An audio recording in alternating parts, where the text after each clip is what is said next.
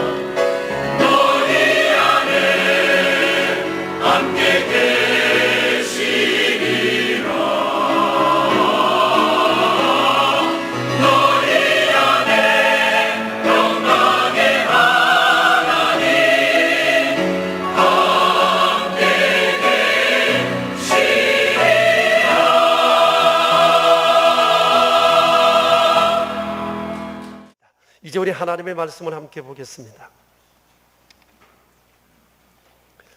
마태복음 4장 23절부터 5장 2절까지 주의 말씀 함께 보겠습니다. 이는 살아계신 하나님의 말씀입니다. 이제 우리 함께 하나님의 말씀 받도록 읽겠습니다. 4장 23절부터입니다. 예수께서 온 갈릴리에 두루 다니사 그들의 회당에서 가르치시며 천국 복음을 전파하시며 백성 중의 모든 병과 모든 약한 것을 고치시니 그의 소문이 온 수리아에 퍼진지라. 사람들이 모든 앓는 자 곧 각색 병에 걸려서 고통당하는 자, 귀신 들린 자, 간질하는 자, 중풍병자들을 데려오니 그들을 고치시더라. 갈릴리와 데가볼리와 예루살렘과 유대와 요단강 건너편에서 수많은 무리가 따르니라. 예수께서 무리를 보시고 산에 올라가 앉으시니 제자들이 나온지라. 입을 열어 가르쳐 이르시되 아멘. 오늘부터 마태복음 5장, 6장, 7장의 말씀을 차례대로 강해하려고 합니다. 이는 예수님의 첫 번째 설교인데 산상보훈이라는 것으로 더 잘 알려져 있습니다. 산상보훈이라 하면 예수님께서 산 위에서 말씀하신 보배로운 교훈이다는 그런 의미입니다. 산상보훈이라는 말을 제일 먼저 쓴 사람이 4세기 성자 어거스틴입니다. 어거스틴의 고백이었던 것 같습니다. 주님의 말씀은 제 삶의 보배와도 같습니다. 어거스틴이 그 당시 많은 사람들에게 성자라고 추앙될 만큼 삶의 놀라운 성숙함을 이루었던 것은 바로 이 산상수훈에 힘입은 바가 매우 크다는 생각이 듭니다. 그러나 어거스틴뿐만 아닙니다. 산상보훈은 초대교회 때부터 회심한 성도들을 교육하는 주요한 교육 내용으로 사용되어 왔습니다. 뿐만 아니라 지난 2000년 동안 많은 성도들을 성숙으로 이끈 그런 훈련의 도구가 된 말씀이기도 했습니다. 우리 교회에서도 여러 해 전에 교회 리더십들을 교육할 때 이 산상보훈의 한 부분으로 훈련 내용을 꾸몄던 적도 있습니다. 산상보훈을 읽어보신 분들은 아시겠지만 구구절절 감동, 또 감동이에요. 만일 우리 중에 누군가 제가 그리스도인으로 정말 제대로 살고 싶은데 어떻게 했으면 좋겠느냐라고 물으신다면 저는 서슴없이 산상보훈을 읽고 또 읽고 묵상하라고 구원하고 싶습니다. 금세기 영국의 위대한 목회자셨던 마틴 로이드 존스라고 하는 분은 산상보훈에 감동되어서 이렇게 얘기한 적이 있습니다. 교회가 해야 할 일은 먼저 전도대를 조직하는 것이 아니라 교인들에게 산상보훈의 삶을 살게 해야 하는 것이다. 그 돌직구를 날렸습니다. 산상보훈에는 행동하는 그리스도인에 관한 말씀으로 꽉 차 있기 때문에 그렇습니다. 우리가 산상보훈의 말씀으로 무장하고 복음을 전한다면 복음은 훨씬 효과적으로 전달될 거라고 생각이 되었죠. 이런 말이 있지 않습니까? 누군가 그리스도인이 되기 전엔 먼저 위대한 그리스도인을 만난다라고 하는 겁니다. 우리가 복음을 전하지만 사람은 우리를 통해 복음을 듣기 전에 먼저 복음을 전하는 사람이 누구인가를 봅니다. 그 사람의 삶이 성숙하고 정말 위대하고 거룩하다고 여겨질 땐 그를 통해 그가 전한 복음을 듣게 되는 거예요. 아마 우리가 예수님을 믿게 된 것도 누군가를 따라 나서 여기까지 온 것일 것입니다. 때로 교회를 떠나는 사람들은 누구 때문에 교회를 떠나기로 결심할 수도 있습니다. 그러니까 누군가 예수님을 믿는다면 그 믿기 전에 먼저 위대한 그리스도인을 만난다고 하는 것은 매우 타당한 얘기라고 생각이 되어집니다. 오늘부터 매 주일 아침마다 우리가 산상보훈의 말씀을 묵상하려고 합니다. 이를 통해서 주옥 같은 주님의 말씀으로 내 마음과 내 혼과 내 영에 가득 채우고 이 주옥 같은 주의 말씀이 보석처럼 내게 박혀 내 인생을 빛나게 하고 정말 위대한 삶으로 만들어 가기를 소망하면서 우리가 주일 아침마다 이 자리에 모였으면 좋겠습니다. 예수님께서 이 말씀을 하셨을 때는 공생애를 시작하신 지 얼마 지나지 않았었을 때였습니다. 마태복음 4장 23절 이하에 나오는 것처럼 예수께서 온 갈릴리에 두루 다니시며 회당에서 가르치시고 천국 복음을 전파하시며 백성 중에 모든 병든 자들과 약한 자들을 고치신다는 소문이 들리게 되자 온 수리아에 퍼지게 되고 갈릴리와 유대와 예루살렘과 그리고 요단강 건너편에 살던 수많은 사람들이 예수님께 나와 예수님을 따르게 되었습니다. 그들은 예수님이 전하는 천국 복음을 듣고 난 다음 주님을 따라 살기로 결심했던 것입니다. 이렇게 주교로 모여온 수많은 사람을 보신 예수님께서는 갈릴리 해변이 바라다 보이는 야트막한 산 위에 올라가셔서 주님을 따르는 그 수많은 무리들에게 이 산상보훈의 말씀을 가르치셨던 것입니다. 사실 가르치는 것은 예수님의 사역 가운데 매우 중요한 것이었습니다. 왜냐하면 주의 말씀은 우리의 길의 등이요 빛이기 때문입니다. 사실 거룩한 삶의 초석은 주의 말씀을 듣고 믿고 묵상하고 따르는 데서부터 시작이 됩니다. 하나님을 알고 싶다라고 하는 것도 역시 하나님의 말씀을 아는 것으로부터 시작이 됩니다. 그러므로 주님의 말씀은 우리의 믿음을 깊게 할 뿐만 아니라 우리의 삶을 변화시키고 세상에서 당하는 여러 가지 상황들 앞에서 담대하게 대처할 삶의 힘을 공급해 준다고 하는 것입니다. 주님은 이 사실을 너무도 잘 알기 때문에 천국 복음을 듣고 주님을 따르는 사람들에게 주님이 줄 수 있는 최선의 것, 그것은 바로 이 거룩한 말씀이라는 것을 잘 아셨기에 주님은 이 말씀을 그들에게 전하셨던 것입니다. 그런데 그날 예수님의 설교를 들은 사람들은 큰 감동과 함께 충격을 받았습니다. 이 산상보훈의 마지막 결론 7장 28절 29절을 여러분 함께 보시겠어요?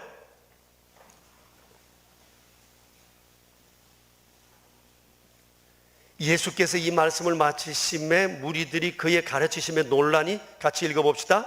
이는 그의 가르치시는 것이 권위 있는 자와 같고 그들의 서기관과 같이 아니함일러라. 주님의 가르침에 놀랐다고 그랬습니다. 이런 말은 들어보지를 못했다고 그랬습니다. 말씀 자체에 강한 권위를 가졌습니다. 그리고 이 말씀대로 살고 싶다고 하는 삶의 의욕이 그들 가운데 불타올랐던 것 같습니다. 어디 이들 뿐이겠습니까? 산상보훈의 말씀은 이후 초대교회 성도들에게 그리고 지난 2000년 기독교 역사에 수많은 사람들을 충격을 주었고 충격으로 내몰고 강하게 도전했던 말씀이기도 했습니다. 우리가 잘 아는 대문호 톨스토이는 젊은 날 이 마태복음 5장 39절에 있는 말씀, 악한 자를 대적지 말라. 누구든지 너희 오른편 뺨을 쥐거든 왼뺨도 돌려대라. 이 말씀에 크게 감동을 받고 모든 폭력적인 행위에 대해서 거부하는 운동을 펼쳤습니다. 그의 책의 내용은 대부분 그러했고요.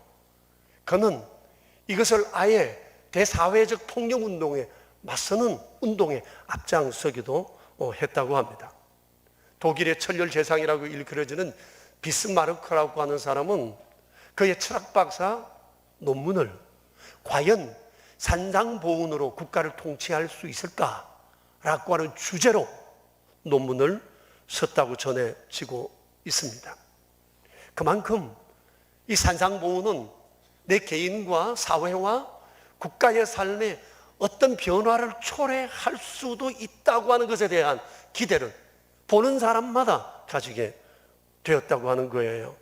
근데 심지어 이 산상보훈은 예수님을 믿지 않는 사람들도 열광하게 합니다. 그 대표적인 인물이 인도의 마하트마 간디라고 하는 분이십니다. 그분이 영국에서 유학을 할 때 그는 이 산상보훈의 말씀을 읽고 인도 독립운동의 정신의 근간으로 삼았다고 합니다. 비폭력 운동이죠. 그가 어느 날 기차를 타고 가다가 정거장에 멈춰 섰을 때 수많은 사람들이 간디를 화도했습니다. 간디는 기차에서 내려서 그의 손에 들고 있던 신약 성경을 펼쳐 그 중에서 이 산상보훈의 한 구절을 그들에게 읽어 주었다고 합니다. 그만큼 이 산상보훈의 말씀은 신불신을 막론하고 수많은 사람들에게 감동을 주어 왔습니다. 그날 예수님께서 주님을 따르는 사람들에게 이 말씀을 전하셨던 이유는 성도들이 이 세속 사회 속에서 어떻게 믿음으로 살 것인가를 염려하시고 이런 삶을 행동으로 보여줄 것을 기대하시면서 이 말씀을 주신 거예요. 그러니까 이 산상보훈 안에는 성도가 걸어가야 할 삶의 길이 있어요. 제자의 길이 있어요. 경건한 삶의 길이 있어요. Love God, Love People의 구체적인 삶의 길이 여기에 있다고 하는 거예요. 그래서 여러분, 우리 모두 이 말씀 앞에서 자신을 돌아보고 또 고치고 좀 새롭게 한번 설 수 있는 그런 강한 결심을 가지고 우리 주일 아침마다 이 말씀 앞에 자신을 내어놓았으면 좋겠습니다. 저는 기대합니다. 우리가 이 말씀을 제대로 묵상한다면 우리의 삶의 틀이, 패러다임이 반드시 바뀌게 될 거라고 확신합니다. 사실 우리가 우리의 삶을 바꾸는 것 가운데 중요한 것이 지식이잖아요. 그리고 경험이잖아요. 환경이잖아요. 이런 것을 보면서 내가 좀 달라져야 되겠다고 결심할 수 있다고 하는 것은 성숙한 사람이 마땅히 가져야 할 중요한 삶의 태도요, 윤리라고 생각이 되어집니다. 얼마 전에 어떤 분이 자신의 삶을 돌아보면서 회한의 글을 쓴 것을 보았습니다. 그분도 산상보훈을 절겨 묵상하는 분이십니다. 70대 중반쯤 되셨고요. 우리 사회에 꽤 알려지신 분입니다. 누구라고 말씀하면 여러분 금방 알아차릴 그럴 분이세요. 그동안 그분은 참으로 열심히 살아왔고 자랑스러워할 만한 업적도 남겼습니다. 그런데 그가 최근에 쓴 글을 보면 자기 인생에 아쉬움이 잔뜩 묻어 있다는 것을 알게 됩니다. 그런데 그 글에서 이렇게 얘기를 합니다. 내가 내 나이 70이 되어서야 내가 누구인지 보인다. 그리고 내가 어떻게 살아왔는지 이제 제대로 알 수 있는 것 같다. 그런데 내 삶에 반성해야 할 일이 너무 많고 후회해야 할 일이 많다라고 하면서 그가 몇 가지로 요약해서 이렇게 얘기를 했습니다. 첫째, 너무 많은 일을 하며 바쁘게 살아오다 보니까 일을 많이 하긴 했지만 시행착오도 많았고 그만큼 부작용도 컸다. 둘째, 그렇게 살다 보니 좀 더 깊이 공부할 기회를 놓치고 말았다. 셋째, 일을 중심으로 살아가다 보니 가족들과 가까운 사람들을 배려하지 못하고 소홀히 대한 점이 참 많다. 넷째, 그렇게 내 일을 도와준 많은 사람들에게 감사의 뜻을 전하지 못했고 오히려 상처를 주어 나를 떠난 사람들이 많았다. 다섯째, 일에 묻혀 지나다 보니까 기도할 시간이 너무 적었다. 기도하며 했더라면 내가 더 잘할 수 있었을 텐데 많이 하지 못하는 것이 매우 후회된다. 이제 내 나이 70대 중반, 내게 일할 수 있는 시간이 얼마 남지 않았다. 이제부터라도 후회하지 않는 삶을 위해 힘다해 살아갈 것이다. 그런데 그분의 이 얘기를 읽는데 그분의 후회와 반성이 나의 후회와 반성으로 다가왔어요. 저도 그분이 얘기했던 이런 사실 앞에서 저 자신을 돌아보면서 많은 반성을 했습니다. 그리고 앞으로 산상보훈을 보면서 더 많이 후회하고 반성하고 새로운 일을 결심할 것 같습니다.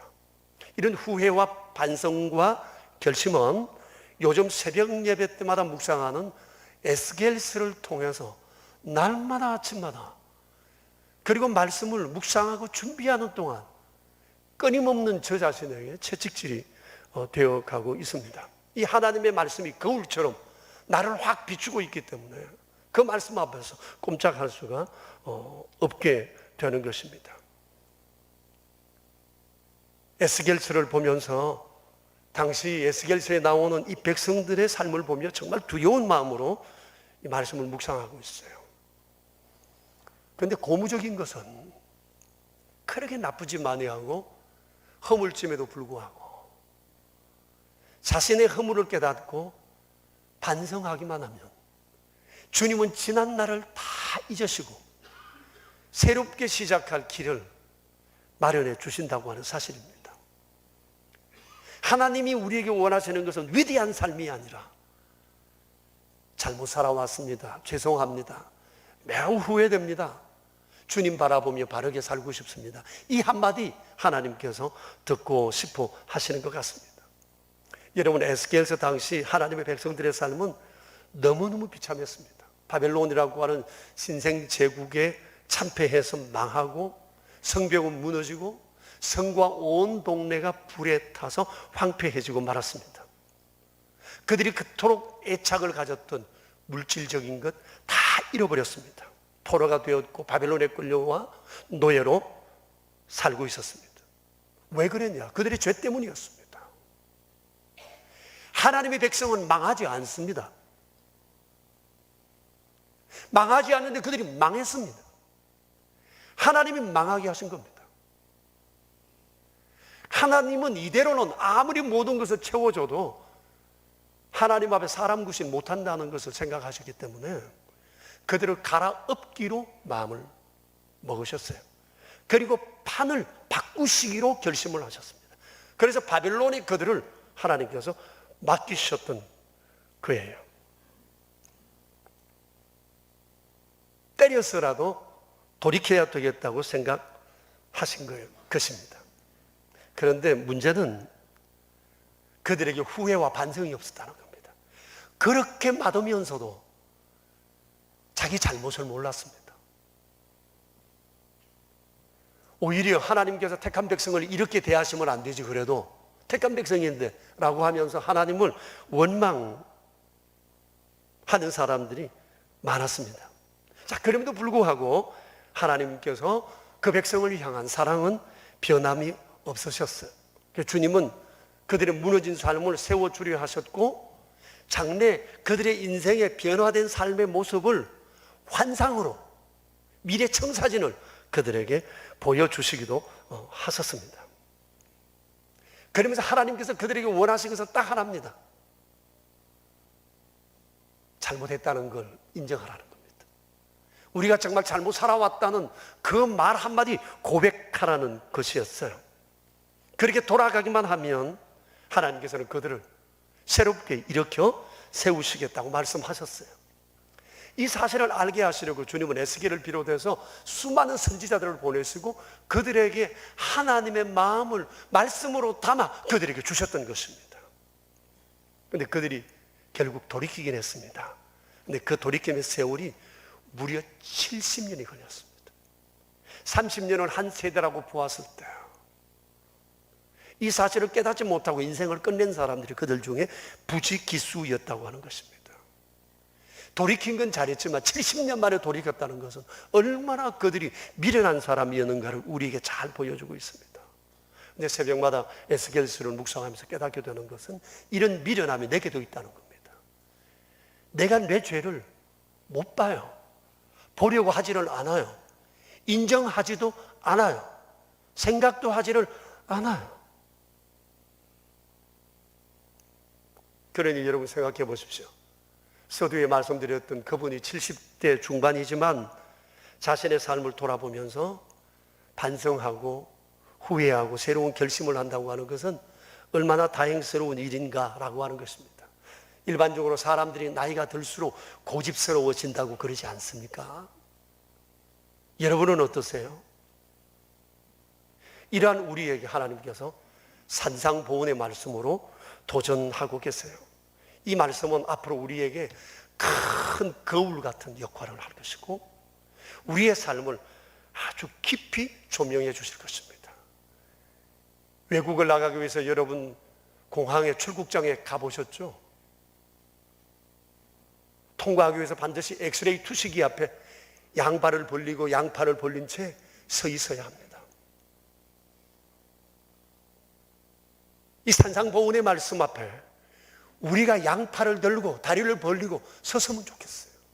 주님, 이 말씀으로 나를 비추어 보세요. 세세히 비추어 주세요.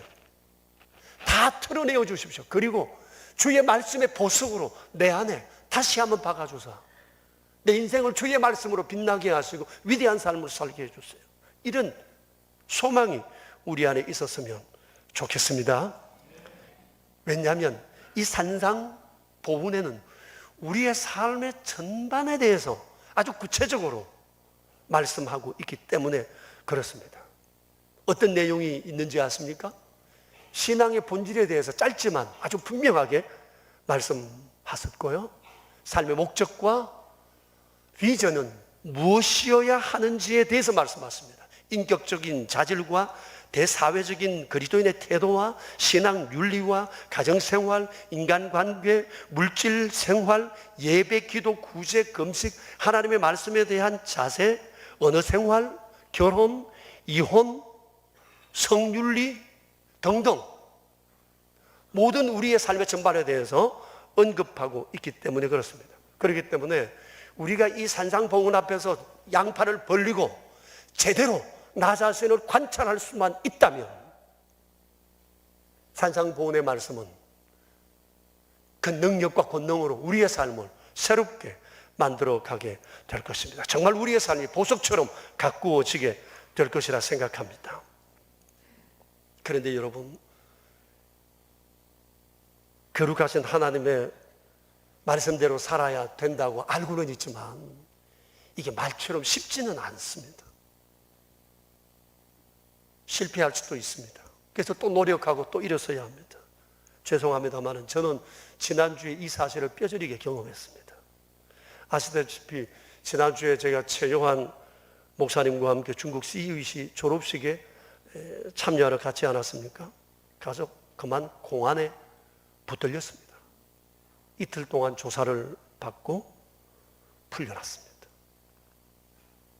어려운 시간이었지만 저 개인적으로는 큰 교훈을 얻는 기회가 되었습니다. 사실 이번 출국을 앞두고 예감이 별로 좋지를 않았습니다. 평소에는 우리 교우들이 여러분 같이 가곤 했는데 이번에는 제가 교우들과 함께 동행을 하지 않았습니다. 선교팀장을 만나서 얘기를 했어요. 이번엔 나 혼자 가겠다. 상황이 좋지 않을 수도 있기 때문이다. 그리고 졸업식의 학위복도 다 내려놓고 거기에 필요한 물건들도 가져가지 않고 조그마한 손가방에 속옷과 성경책과 소지품 몇 개만 챙겨서 갔습니다. 가서는 한마디도 하지 않고 졸업식에 참관만 하고 돌아오리라 마음을 먹었습니다. 저도 그랬고 최요한 선교사도 똑같은 마음을 가지고 우리가 같이 그렇게 갔습니다. 근데 우리의 동선이 사전에 노출이 되었어요. 공안 20명이 졸업식장인 교회에 들이닥쳤습니다. 이미 매복을 하고 있었고 안과 밖을 거의 포위하고 있었습니다. 졸업식은 아주 혼란스럽게 되었습니다. 정말 난감했어요. 다 말씀드릴 수는 없지만 얼마나 무섭게 구는지 화장실 가는 대로 따라와요. 그게 많이 염려가 됐습니다. 아시는 바처럼 지금 시진핑 중국 정부 이후에 선교사들 1000여 명 정도가 쫓겨나거나 엄청난 벌금을 물거나 구류를 당한 그런 일들이 있습니다. 그리고 강제 출국되었습니다. 그래서 최근 사드 문제도 있고 한 이후에 우리가 아마 제일 먼저 잡힌 경우가 아닌가, 혹시 시범 케이스가 될 수도 있겠다는 그런 생각이 들었습니다. 그럼에도 벌금이나 또 입국 제한 조치도 받지 않고 풀려날 수 있었습니다. 이것은 하나님의 은혜라는 얘기밖엔 다른 말로는 표현할 수가 없습니다. 그런데 제가 말씀드리고 싶은 것은 이것보다 이제부터 드리는 말씀입니다. 그 상황 속에서 내가 왜 처음부터 믿음으로 반응하지 못했는가라고 하는 얘기입니다. 물론 기도는 했죠. 짧지만 주님, 우리에게 자비를 베풀어 주세요. 이 짧은 기도를 수백 번을 했습니다. 주여 우리에게 자비를 베풀어 주세요. 그러면서 한편으로는 머리를 굴립니다. 무슨 수를 쓰든지 어떻게 해서든지 이 상황을 벗어나야 된다. 그러면서 저와 최 선교사가 우리 스스로 취했던 조치가 몇 가지 있었어요. 화요일 오전 11시쯤 붙잡혔는데 차를 타고 가는 동안 우리가 가진 소지품을 최소화하는 것이었습니다. 우리의 신분, 노출이 될 만한 모든 것들은 아주 은밀하게 버렸습니다. 그리고 호텔 공중 화장실에 들어가서 성경책도 숨겼습니다. 후에 다시 가서 찾긴 했지만요.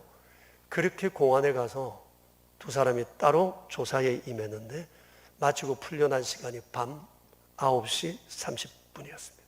그리고 다음날 오전 8시까지 그곳에 다시 가는 조건으로 잠시 풀려났던 거예요. 근데 이 잠시의 여유로움이 우리에게 엄청난 갈등을 가져오게 했습니다.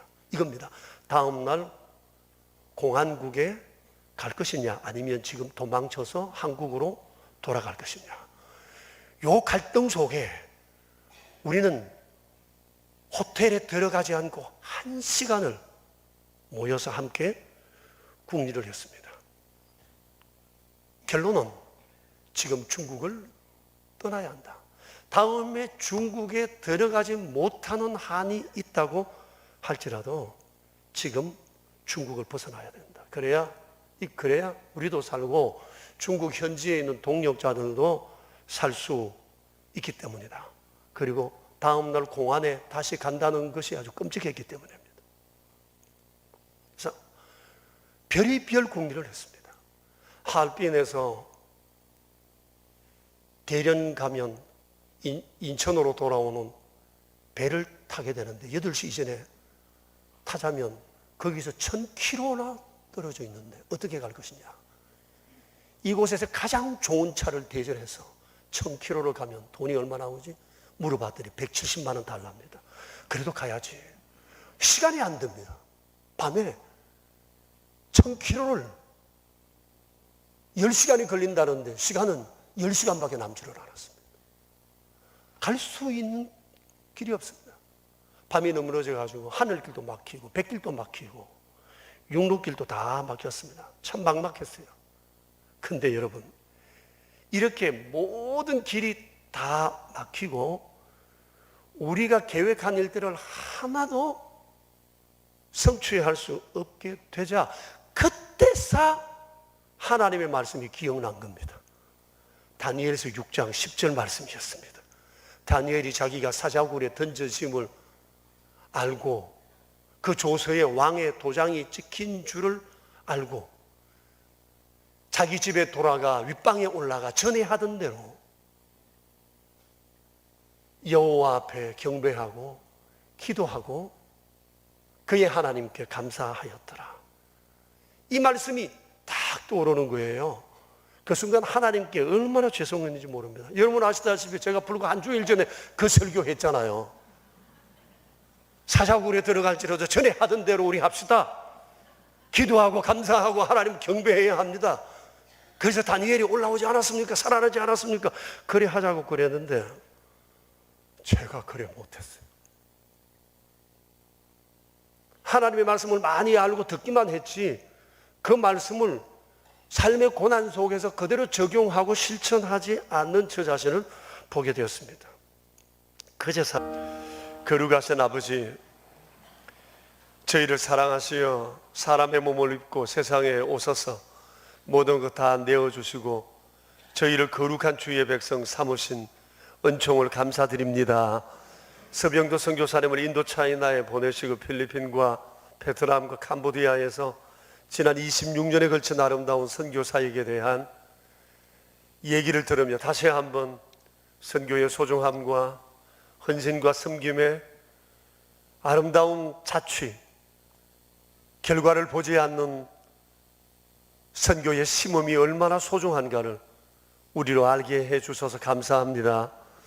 전능하신 주님, 선교사님의 남은 사역 위에 은총을 내리시고 오늘 말씀을 통해 도전받는 저희들도 다시 한번 선교에 분발하여 하나님 기뻐하시는 이 일을 지속적으로 이루어갈 수 있도록 주님 은혜 내려주시기 원합니다.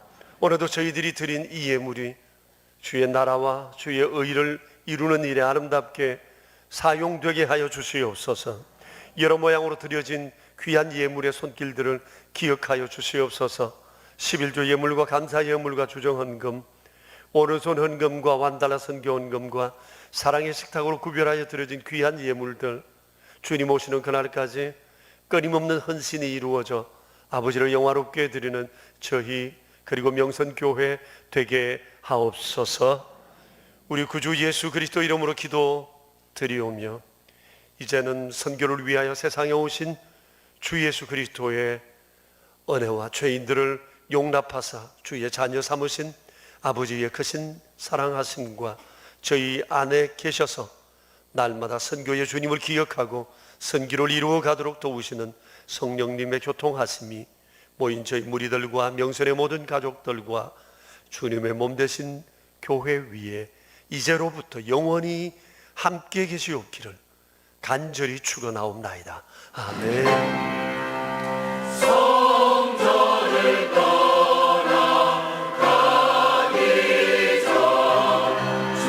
곧바로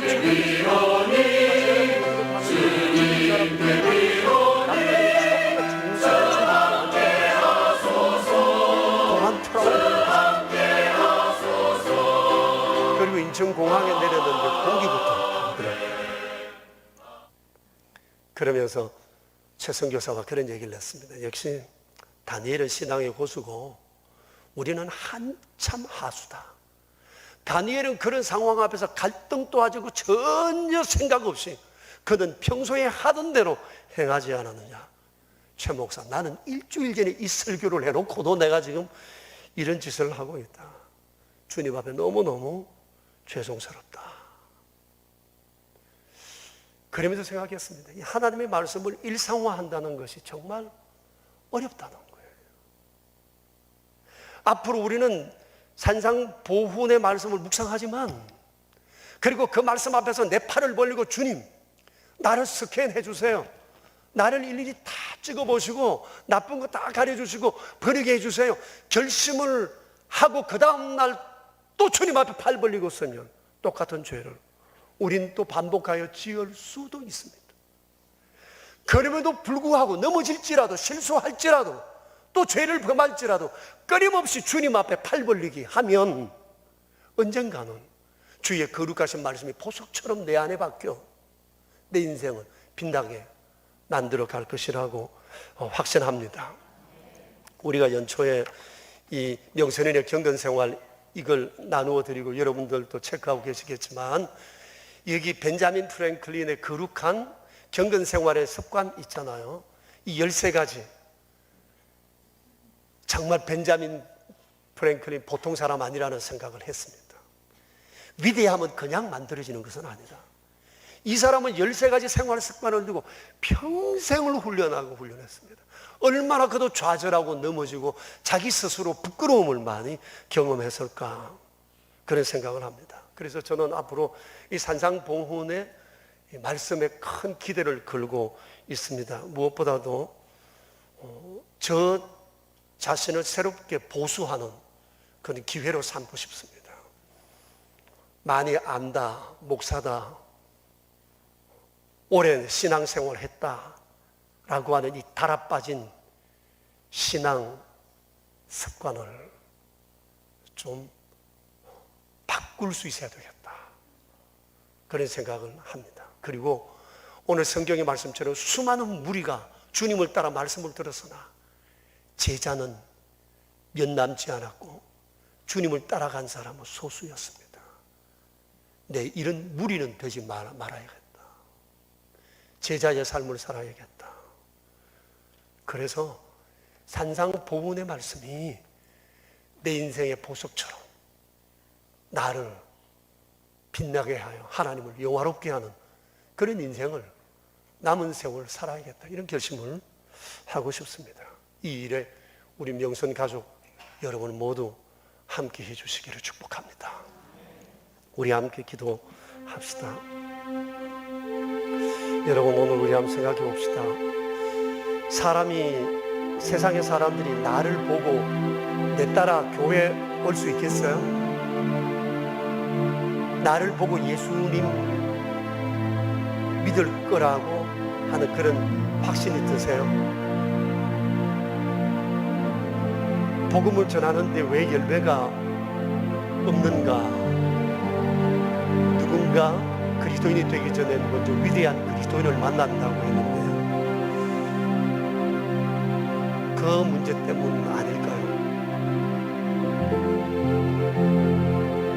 평생 내 혼자만 잘 믿는 그런 신앙생활 하면 안 되잖아요. 이제 바뀌어야 되지 않겠어요?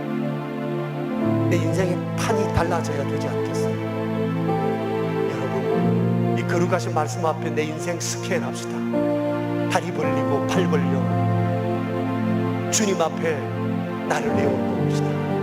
시간은 좀 걸리겠지만 하나님 우리 만드시고 내 안에 더러운 것 지우시고 보석처럼 주의 말씀을 심어주실 거라고 생각해요. 우리 넘어지더라도 포기하지 말고 일어서야 해요. 그리고 날 보고 복음이 들려져 예수 믿겠다는 사람들이 많았으면 좋겠어요. 이를 소망하면서 우리 주님 앞에 이 시간 함께 기도합시다. 합심해서 기도합시다.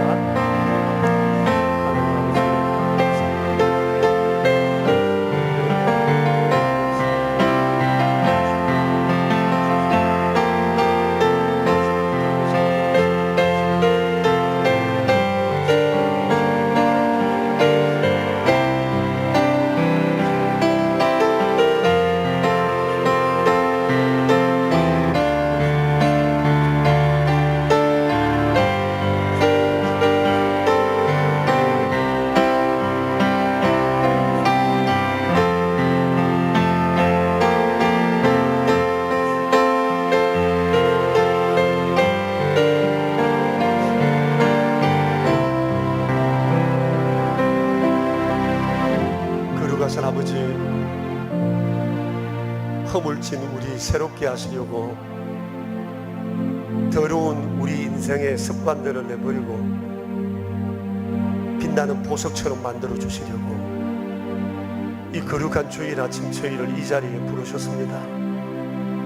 수많은 사람들이 충격받고 감동먹고 또 먹은 거룩한 산상보훈의 말씀을 통해 주일 아침마다 저희들에게 들려주실 것을, 또 그로 인하여 내 인생의 판이 달라질 것을 기대하며 날마다 주일을 사모하며 주님의 전으로 나오려 합니다.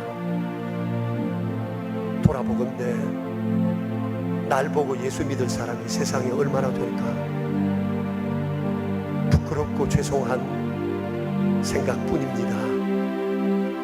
전능하신 주여, 변화받고 싶습니다. 새롭게 되고 싶습니다.